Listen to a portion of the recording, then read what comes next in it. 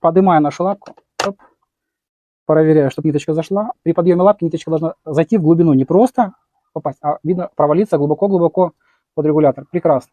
И когда лапку мы опускаем, ниточка должна притормаживаться. Сейчас проверяем, чтобы наш регулятор с вами работал. Здорово, ниточка туго идет, наш регулятор с вами работает.